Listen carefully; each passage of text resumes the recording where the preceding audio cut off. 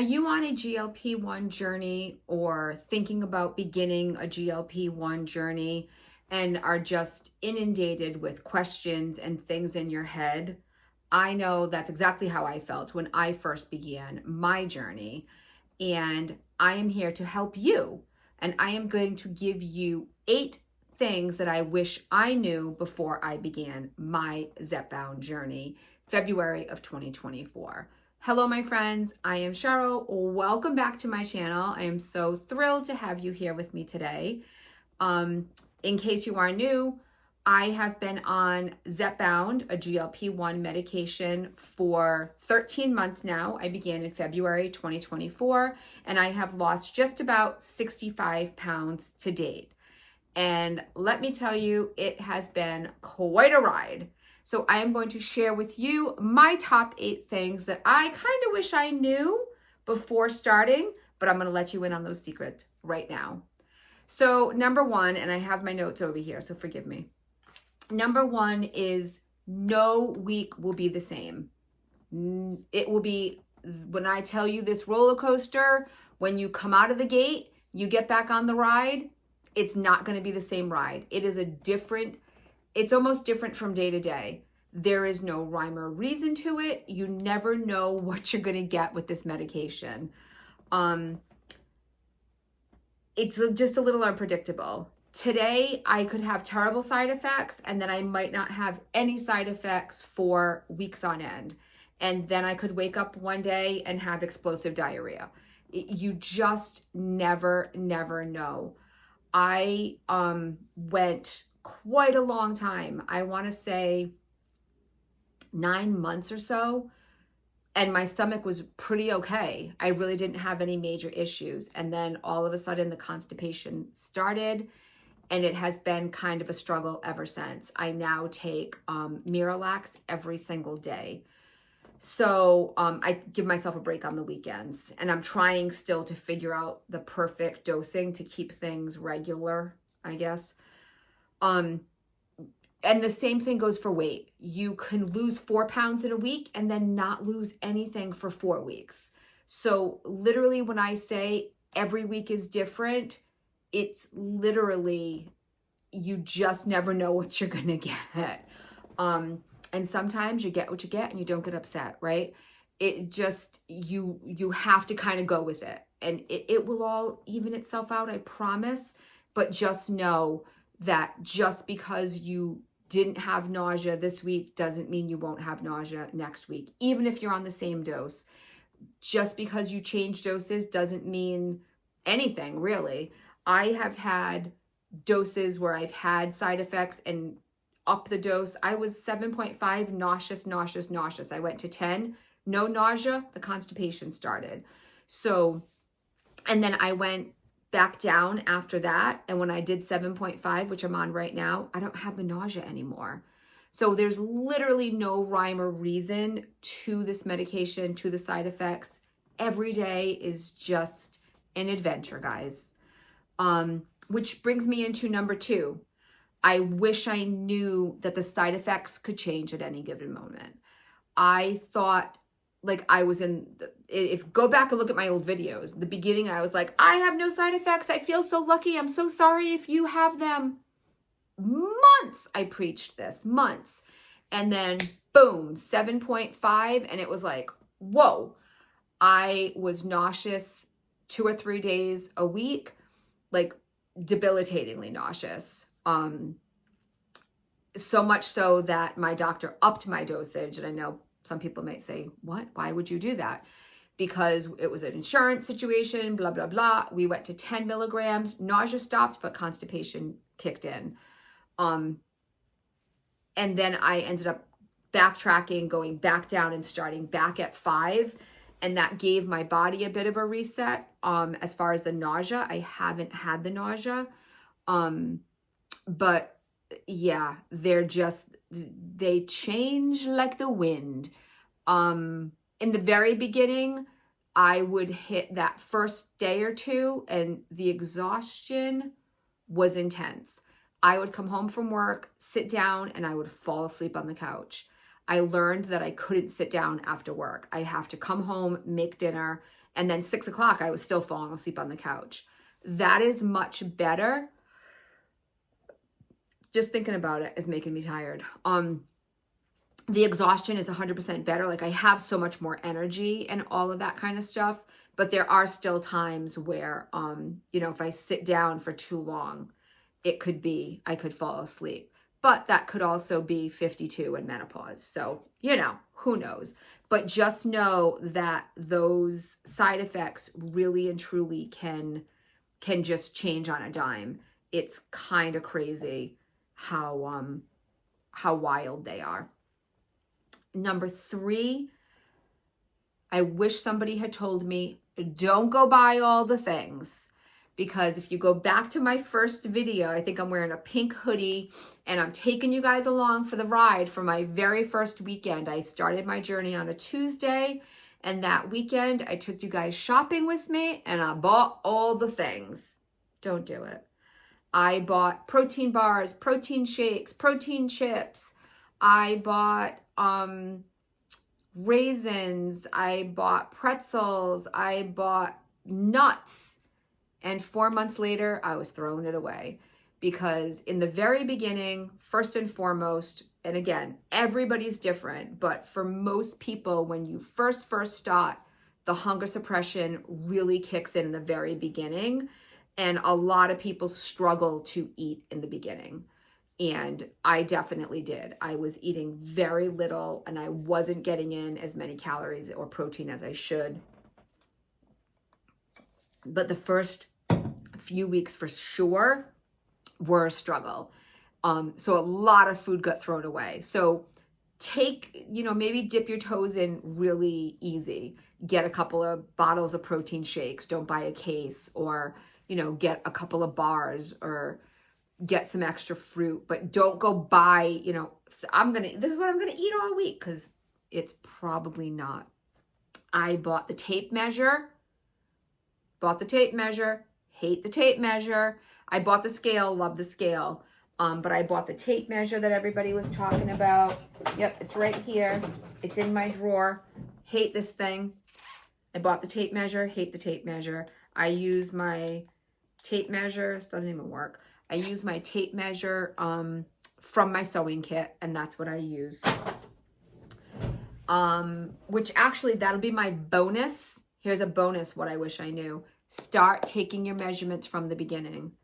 I know it's not something pleasant that we want to do because nobody wants to see these numbers, but when you're not losing weight, and you will get to a point where you'll think you're not losing weight, when you track those inches, you will see that you're losing inches and you're losing fat. So that's my little bonus. What I wish I knew is to, from the beginning, take those measurements and try to be consistent with it, like every couple of months or so. You will see the difference. I promise you that. Number 4, take the pictures. Take the pictures. And that's kind of the same thing as I was just saying about the doing the measurements and stuff like that, is take the picture. This is the first time in all of the years that I have tried to lose weight that I actually took the picture. And I want to say it was Countess of Shopping, and I had started watching her videos that week, and she said, take the picture. You will want that picture. And I did take the picture, and it's a green shirt that it's gone. I don't even own this shirt anymore. And I ran upstairs after I took my shot, and I took the pictures in my mirror in my bedroom. And I have those pictures. And I take them every so often. I kind of don't take them as much as I used to, but you guys see me every day, and I will, like, I think yesterday's video or whatever, one day this week, I did like a picture. So I do still take them. I'm not always doing a side-by-side comparison, but if any of you are like me, you are hiding from the camera so much so that going back and trying to find those comparison pictures, if you don't take them now, will be hard to find. And I promise you, when you think that nothing's changing and you think that you're getting a little discouraged, when you go back and you do some of those side by sides, just do them on your phone for yourself. They don't have to be for the public, but just do them, and you'll start to see what other people are seeing. I promise you. So take that picture. You will not be disappointed if you do. My number 5 thing I wish I knew was to focus on the protein. I know when you start listening to the people on YouTube and you listen to the doctors and you're watching the videos, it's protein, protein, protein, protein. And I was like, oh my God, enough with the protein. But I really wish that that had resonated with me a little bit more and I had started focusing on the protein from the beginning. So if you have not watched any of my videos before, I use a 30, 30, and 30 protein guide for my daily intake of what I need. I stopped counting calories back in August. So about, I don't know, what is that? 4 months ago or so, 5 months ago. I don't even know, what month are we in? I don't know, 6 months ago? You guys tell me. My brain's not mathing right now. But I needed to not be counting calories because I needed to not be on a diet and watching like the diet that I was on and the diet intake. I needed to be making a lifestyle change. So I needed to be able to know what I was eating and be able to figure that out throughout the day without having to worry about putting something on my phone all the time. So I learned how to focus on the protein instead of counting the calories. And I am going to put in a clip right here of my protein, my calorie intake for the day. So I did go ahead and download my Net Diary, which is what I used to use. And I threw that in there today. And I had just thrown in, I think I didn't even set the calories, but it was set at 1,300 calories. That's obviously not enough calories. So I did track all of my food for today, and I will put that in right now for you to see. So here is my breakfast, and I had my protein coffee, then I had my protein iced coffee, I had a bar this morning, so I got more than 30. Then for my lunch, I had a salad. That was probably the least amount of protein that I ate for the day. And then for dinner, I had some steamed rice, broccoli, water chestnuts, and chicken, and I got about 40 grams of protein in for my dinner. And then for snacks, I will have a Yasso bar after this, and I had some grapes. So I had a total of 92 grams. So as you can see, I ate 1,416 calories today, which would still be a calorie deficit to me because anything under 1,500 would be. Now that was my breakfast, my lunch, my dinner, and 2 snacks. So for breakfast, you can look at what I just posted. For breakfast, I had my protein coffee, and then I had an iced protein coffee at work, which is 20 grams of protein, and I had a protein bar. I don't like breakfast. I have to force myself to do these things, so don't judge that I'm doing pre-made stuff. But that gives me close to 40 calories, 40 grams of protein, 20 in my coffee, about 4 to 8, depending on how much coffee I have in the morning. So that's 24 grams, and then 16 for my bar. So we're at about 40 grams of protein in the morning before my lunch. So that's drawn out from 6:30 in the morning to like 10:30, 11 o'clock at work. Then my lunch today wasn't very protein heavy. I had a half of a bag salad. I saw it at the store yesterday and I was like, those are good. I want one of those. So I had half today. I'll have half tomorrow. And I knew what I was having for dinner, and I knew it would be a little bit more calories in my head because I did an orange chicken over steamed white rice with broccoli and water chestnuts. And then I had some leftover beef from a party I had this weekend. So I mixed that in there with the broccoli and the water chestnuts as well. And I knew that I would be using a Panda Express orange chicken. That's obviously a little bit more sugar, a little bit more calories. And I still got in my protein, had grapes as a snack after my lunch because my lunch was pretty light. And after I do this video, I will be having a mango yasso bar, which I already counted in there, which is going to bring me up to over 92 grams of protein. That's what I would have had for today anyway, had I not been tracking it. I had no idea how many calories this was. I just knew the protein in my head. I knew my chicken would be around 30 grams of protein. I threw some beef in there. And then I also had some broccoli and I also had some rice, which both contain protein. My yasso bar will be another 5 or 6 grams of protein. So I knew all of this. I kind of almost have my day, like my morning's pretty much the same every day.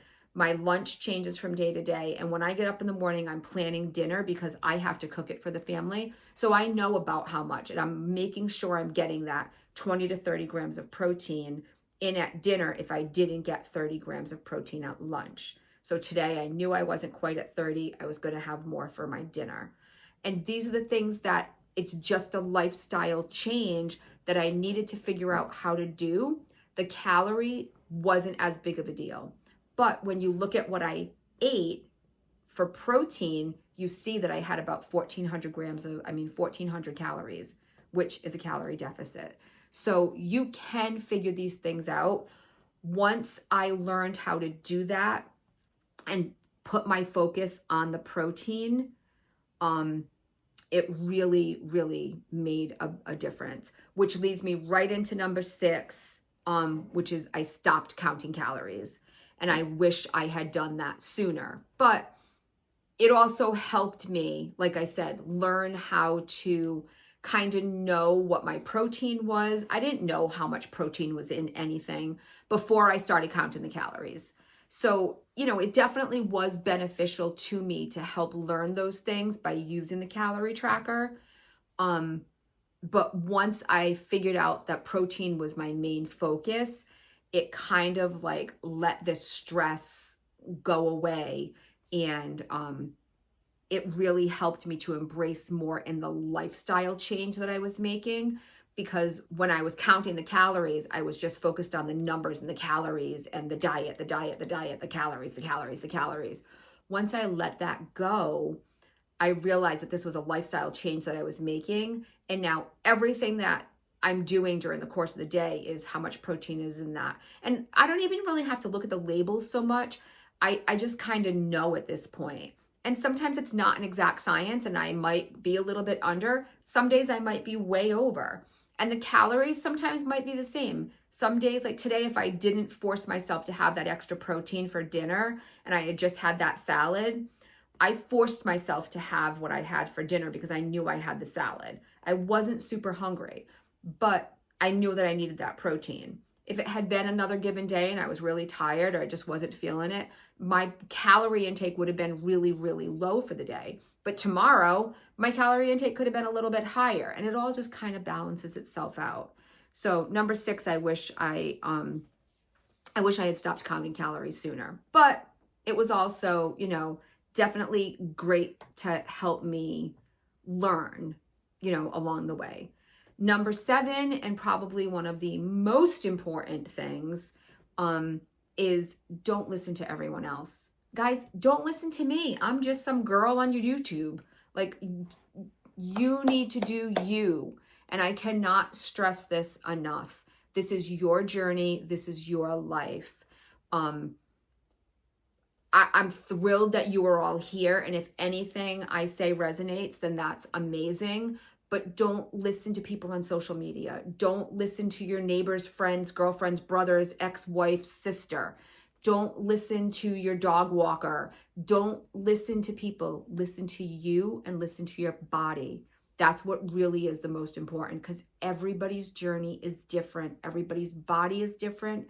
Everybody reacts differently to these medications. I have been saying for a long time, I really can't drink alcohol. If I drink alcohol, I get really full. It makes me a little nauseous. People at work were talking about it, and I was like, you can't drink alcohol, guys. It's going to make you sick. And another woman I work with was like, I drink it every night. It doesn't make me sick. I can have a drink. it's different for everybody. This medication is different for everybody. So just because something is one way for somebody doesn't mean it's going to be that way for you. So you need to do you. This is your journey. Don't let anybody else tell you how to do it. This is your life. Live your life. Last thing, and this is just another one of my bonus.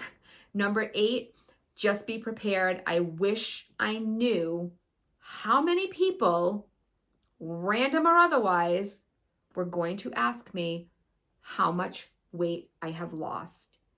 And it is just mind-boggling to me that anybody thinks it is okay to ask another human being. My husband doesn't even ask me that. It is mind-boggling to me how many people will walk up to you that have never even spoken to you before and say, "You look amazing. How much weight have you lost?" And I was like, wow, that's awesome, because I really looked like crap before, didn't I? And it's great that people notice, and obviously you can't hide that fact, but prepare yourself now and have a response ready, because this is not something that everybody's comfortable with. Clearly, I don't care, or I wouldn't be putting it out here on YouTube. But you guys also know that it's much easier for me to talk to you here in my little screen than it is to talk to people face to face. So it is just something that you should be prepared for, because it is absolutely mind-boggling to me how many people, when you start losing weight, think that it's okay to ask you how much weight you have lost. So I was not prepared for that, and it's still something that takes me aback a little bit every now and then. So it's something that I want to prepare you all for, because trust me, it will happen, because you are awesome and you are doing fantastic, and I am so proud of each and every one of you. Guys, that are my 8 tips for the day of things that I wish I knew before I started Zepbound. Thank you all so very much for being here. You know how much I love and adore you. If this video was even the slightest bit helpful, I would love it if you would give it a like. If you're not yet subscribed, please go and hit that button. And if you would stick around, come back, go check out the playlist, do all the things, guys. Remember, my friends, when you can't find the sunshine, be the sunshine. Bye.